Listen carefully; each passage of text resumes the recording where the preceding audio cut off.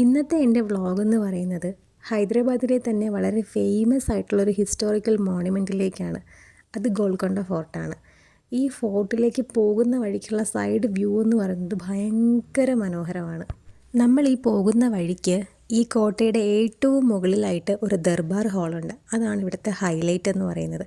പണ്ട് രാജാവ് അവിടെ ഇരുന്നു കൊണ്ടാണ് തൻ്റെ പ്രജകളെ കാണുന്നത്. ആദ്യം കാണുന്ന ആ കോട്ടയുടെ മുകളിലേക്കാണ് നമുക്ക് പോകാനുള്ളത്. ഹൈദരാബാദിൽ വന്നാൽ ഗോൾക്കൊണ്ട ഫോർട്ട് കാണാതെ പോയാൽ ശരിക്കും ഒരു നഷ്ടമാണ് കേട്ടോ.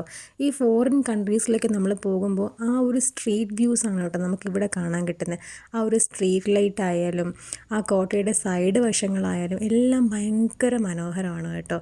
ചരിത്രം ഇഷ്ടപ്പെടുന്ന എല്ലാവർക്കും ഈ സ്ഥലം ഒരുപാട് ഇഷ്ടപ്പെടും. കുറേ ഭാഗങ്ങളൊക്കെ ഇപ്പോഴും പൊളിഞ്ഞു പോയിട്ടുണ്ട്, പക്ഷെ അവർ നന്നാക്കി വെക്കാൻ ശ്രമിക്കുന്നുണ്ട്.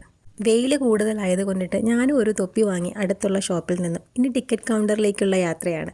അവിടെ നിന്നും ഓൺലൈനായിട്ട് ഞങ്ങൾ ടിക്കറ്റ് എടുത്തതിന് ശേഷം അകത്തേക്ക് കയറി.